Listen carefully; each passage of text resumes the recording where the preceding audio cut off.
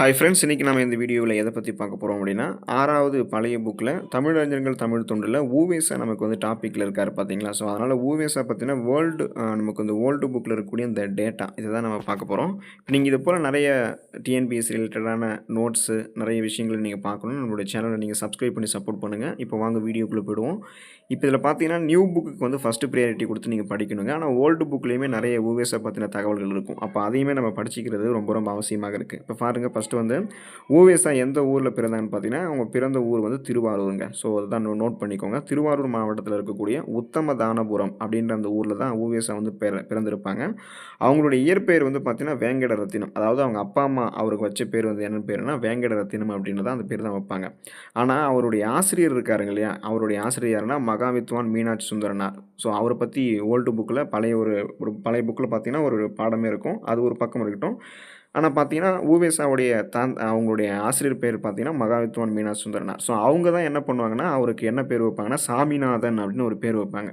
So அதனுடைய சுருக்கம் தான் இங்கே பாருங்கள், உத்தமதானபுரம் வேங்கட சுப்புவின் மகனார் சாமிநாதன் அப்படின்ற அந்த சுருக்கம் தாங்க இந்த ஊவேசா. ஸோ அப்படின்றது வந்து உத்தமதானபுரம், அப்படின்றது வந்து வேங்கட சுப்பு, அதாவது அவங்க அப்பா பேர். அப்போ உத்தமதானபுரம் வேங்கட சுப்பினுடைய மகனார் சாமிநாதன் அப்படின்னு அந்த சுருக்கம் தான் ஊவேசா. அதை நீங்கள் ஞாபகம் வச்சுக்கணும். ஸோ ஊவேசா அப்படின்னா என்னன்றது வந்து நமக்கு சொல்ல தெரியணுங்க. அடுத்து பார்த்தீங்கன்னா அவருடைய பிறப்பு இறப்பு அது வந்து ஆக்சுவலாக அதிகமாக கேட்க மாட்டாங்க. பட் வந்து நம்ம தெரிஞ்சு வச்சுக்கிறது ரொம்ப இம்பார்ட்டன்ட்ங்க. ஸோ இப்போ பாருங்கள், 1855 வந்து ஊவேசா வந்து பிறக்கிறாங்க. 1942 வந்து ஊவேசா வந்து இறந்துருவாங்க. இப்போ பாருங்கள், பிறப்பு வந்து பிப்ரவரி மாதம், இறப்பு வந்து ஏப்ரல் மாதங்க. பிறப்பு வந்து 19ஆம் தேதி, இறப்பு வந்து 28ஆம் தேதிங்க. ஸோ இதை நோட் பண்ணி வச்சுக்கோங்க, ரொம்ப ரொம்ப இம்பார்ட்டன்ட்ங்க. இப்போ பாருங்கள், ஊவேசா பதிப்பித்த நூல்களில் இப்போ 8 தொகை 10 பாட்டு அப்படின்றதெல்லாம் வந்து நமக்கு தெரியும். 8 நூல்கள் இருக்கிறது, 8 தொகை 10 பாட்டு அப்படின்றதெல்லாம் அது நமக்கு தெரியுமானது, தெரிஞ்சிடும். அது வந்து இதில் இன்னொரு டீட்டெயில்ஸ் இருக்கும், அதை நோட் பண்ணிக்கோங்க. குறிஞ்சி பாட்டு அப்படின்னு 10 பாட்டு நூல்களில் ஒன்றுங்க. குறிஞ்சி பாட்டினுடைய ஆசிரியர் வந்து கபிலர். ஸோ அதையும் நோட் பண்ணிக்கோங்க. ஒரு வேளை இலக்கியங்கள் நமக்கு வந்து இதில் கேட்பாங்க. அப்புறம் பாருங்கள், இப்போ வந்து சீவக சிந்தாமணி அதை வந்து அவர் பதிப்பிச்சிருக்காரு.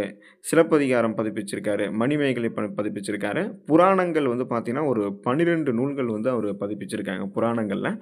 உலா வந்து பார்த்திங்கன்னா உங்களுக்கு கொடுத்துருக்காங்க பாருங்கள். உலா அப்படின்றது வந்து 9 நூல்கள் வந்து பதிப்பிச்சிருக்காங்க.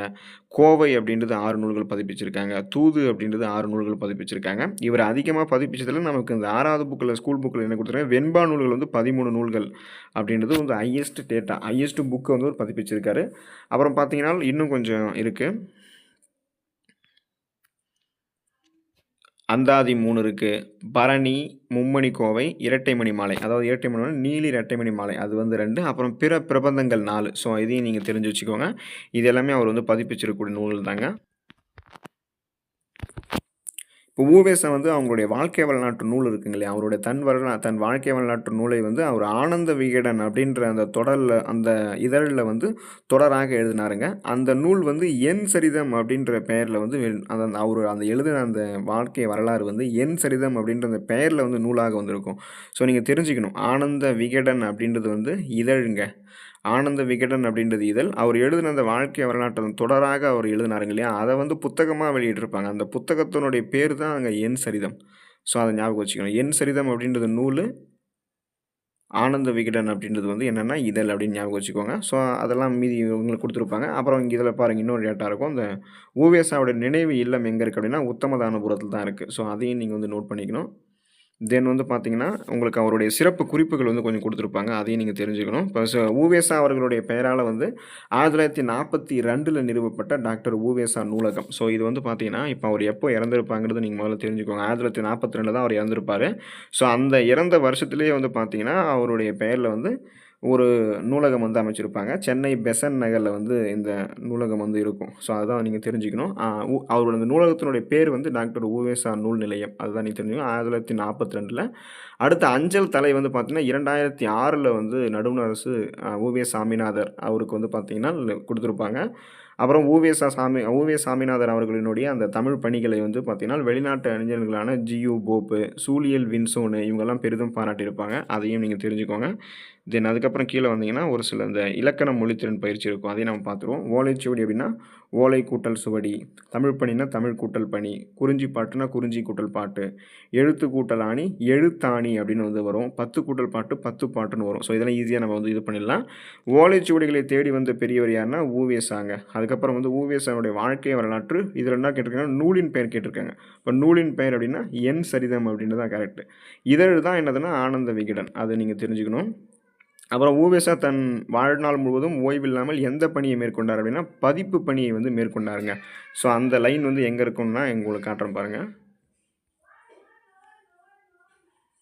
ஓய்வில்லாமல் பதிப்பு பணியை மேற்கொண்டார். அதே போல் இதில் இன்னொரு விஷயமும் வந்து உங்களுக்கு கேட்பாங்க. சுவடிகள் வந்து பாதுகாப்பாக வைக்கக்கூடிய சில இடங்கள் வந்து இருக்குது. கீழ்த்திசை சுவடிகள் நூலகம் சென்னை, தென் வந்து அரசு ஆவண காப்பகம் சென்னை, உலக தமிழாராய்ச்சி நிறுவனம் சென்னை, சரஸ்வதி நூலகம் தஞ்சாவூர், இங்கெல்லாம் வச்சுருப்பாங்க. அடுத்து வந்து இன்னும் ஒரு விஷயம் என்னென்னா, அதே போல் அந்த ஓலைச்சுவடியை வந்து அவர் எந்த டேட்டில் வந்து போய் எடுத்தார் அப்படின்னு பார்த்தீங்கன்னா ஆடிப்பெருக்கு அந்த தேதியில் தான் அவர் வந்து போய் எடுத்திருப்பார். அந்த இடம் வந்து பார்த்தீங்கன்னா ஈரோடு மாவட்டம் கொடுமுடி அப்படின்னு இருக்கும். இது இருக்குது பாருங்கள், ஈரோடு மாவட்டத்தில் இருக்கக்கூடிய கொடுமுடி அப்படின்ற ஊரில் நடைபெற்றது. ஸோ இதெல்லாம் நீங்கள் எக்ஸ்ட்ராவாக கொஞ்சம் தெரிஞ்சு வச்சுக்கோங்க. அப்புறம் நீங்கள் படிக்கும்போது புது புக்கில் வந்து ஓவியசாவுடைய பாடம் இருக்கும். இந்த திண்ணை பள்ளிக்கூடங்கள் சம்திங் ஏதோ பண்டைய காலத்து திண்ணை பள்ளிக்கூடங்கள்னு 11வது புக்லேயே 12வது புக்லேயே ஒரு லெசன் இருக்கும். ஸோ அதில் வந்து முக்கிய டேட்டா வந்து ஒரு பாக்ஸ் கண்டென்ட்டில் கொடுத்துருப்பாங்க. அவரை பற்றி ஆசிரியர் குறிப்பு அது படிங்க. அதில் அவருக்கான பட்டங்கள் அதெல்லாம் நிறைய இருக்கும். அதையும் படிச்சுக்கோங்க, இதையும் படிச்சுக்கோங்க. ரெண்டுமே இம்பார்ட்டன்ட் தான். Thank you friends.